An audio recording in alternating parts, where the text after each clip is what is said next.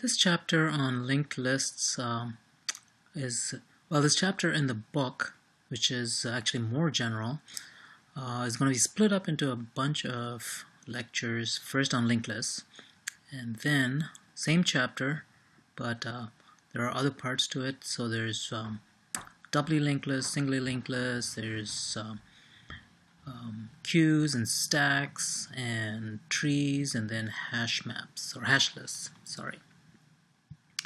Okay, so there's a bunch of topics in this chapter, but we'll treat each one of these separately. The learning objectives for this set of videos, that is lecture 19, is on nodes, creating nodes in a linked list, and how to create them and search, let's say, a linked list.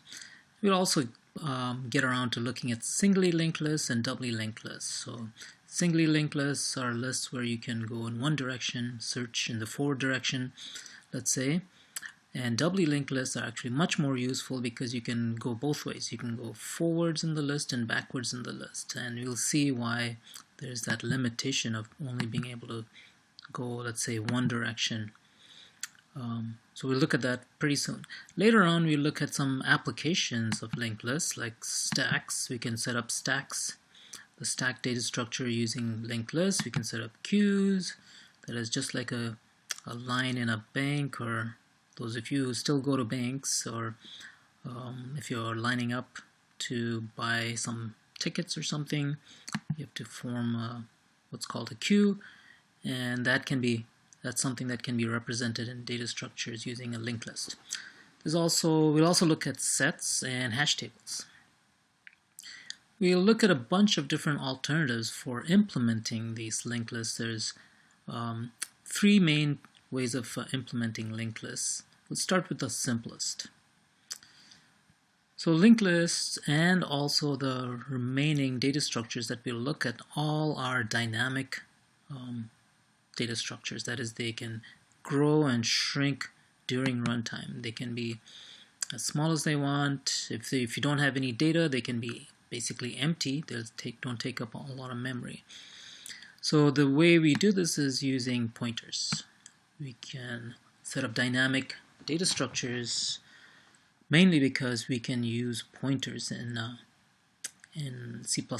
It turns out you can do the same thing in Java too. You use a reference data type. So it's same idea, also is possible in Java.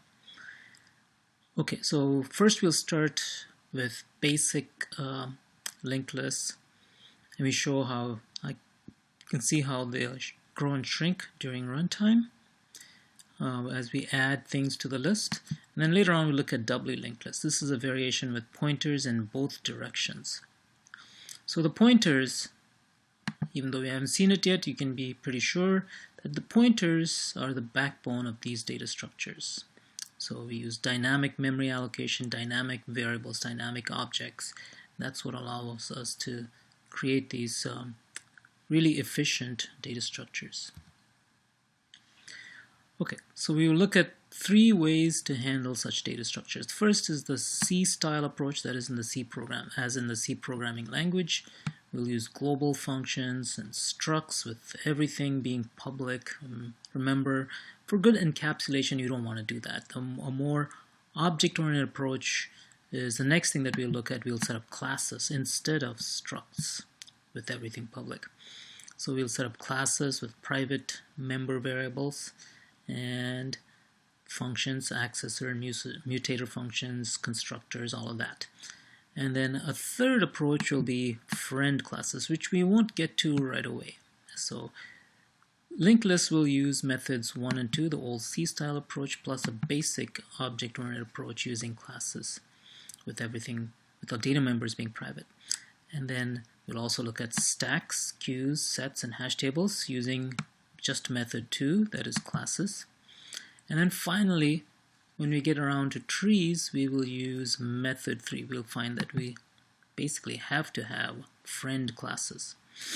Now, the same kinds of things can be done in Java without friend classes. So if you're interested, you might want to try to take a look at how all of these data structures can be accomplished in Java too. But in this course, we're just going to stick to C++. Okay, so let's take a we'll do a quick example of how to set up a linked list using nodes. So there's this terminology that we'll use. Nodes are the individual parts of the linked list. And we'll take a quick look pretty soon.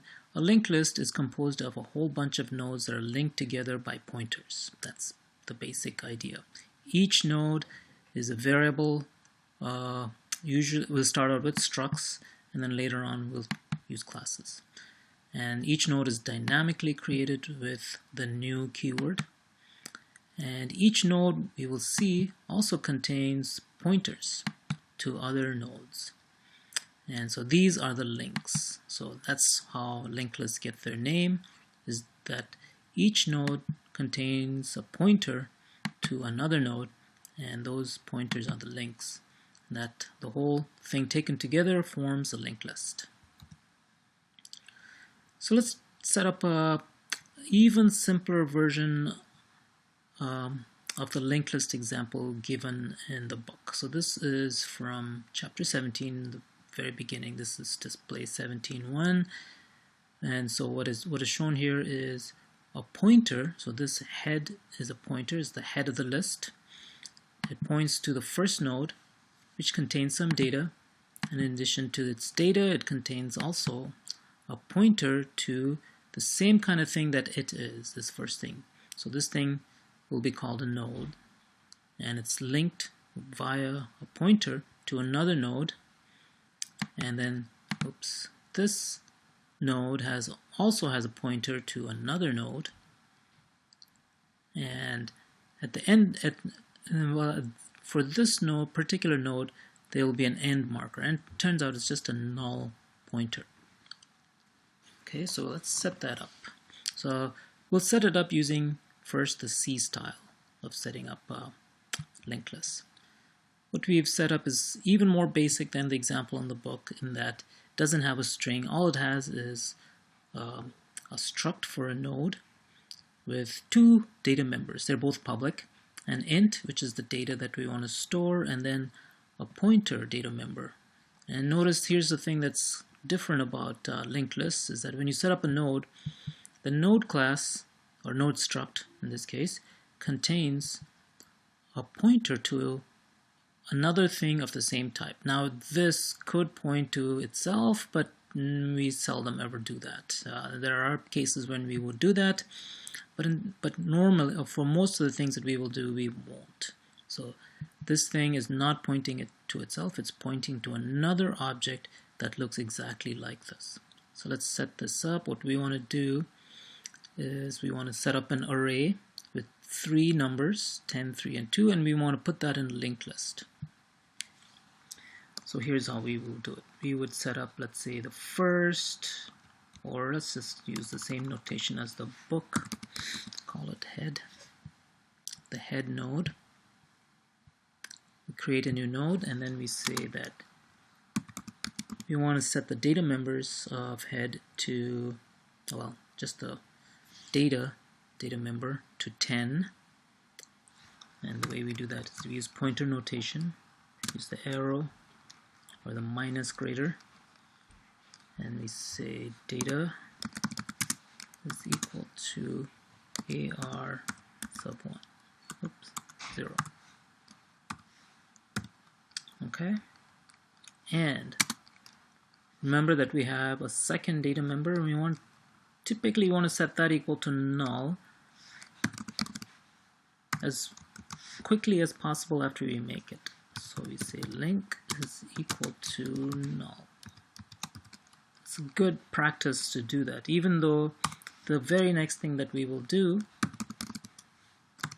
is to say head arrow link is equal to something. So even if you do that, it's always good practice to just set the pointer data member to null, the earliest chance you get. Okay, so actually what I'll do before this, what I'll do is I'll create another node object saying p is equal to new node, and I'll do the same kinds of things I had before. p arrow head, p arrow data is equal to AR1. That's the second thing in the array. And I'll say p arrow link is equal to null. I'll take this in steps. So once we get used to it, we won't actually do all of these steps. It turns out it's a lot easier. But since we're just getting started, we'll do all of this in a lot of steps, a lot more than we really need. Alright, so I'm going to set this Q object to point to the Q to point to an object with AR2. That is the third thing in the array. And I'm going to set Q arrow link is equal to null.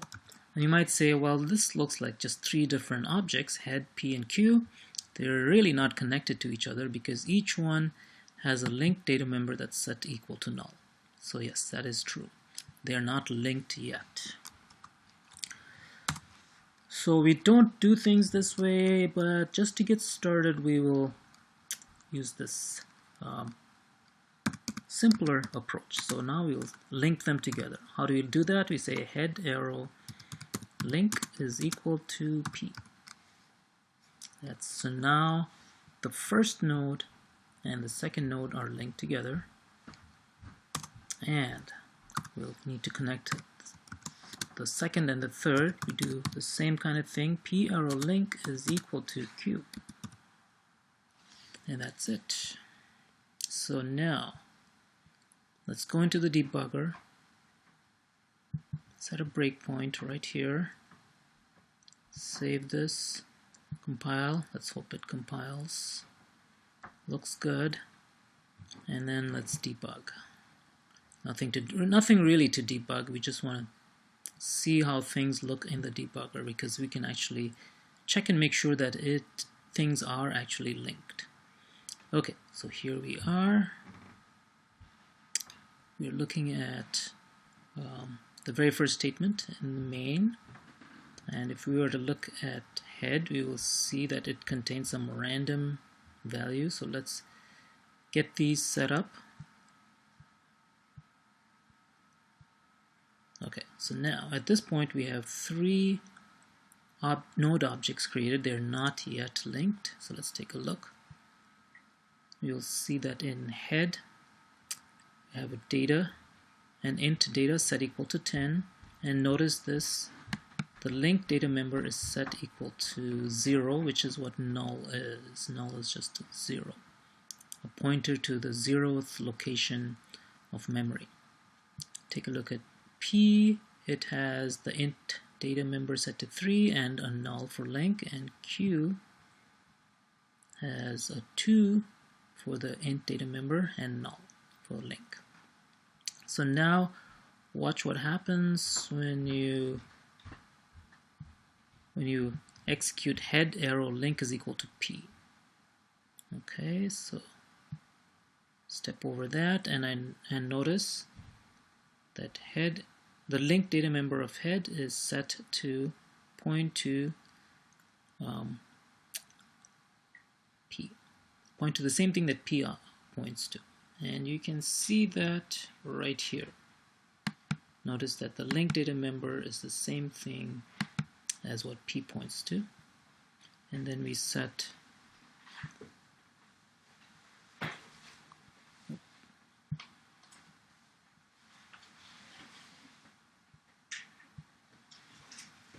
Alright, and the next thing we want to do is set P arrow link to equal to Q. And it should do the same thing. It doesn't show up in the debugger just because it's the very last statement of this program. So we'll continue with this in the very next video.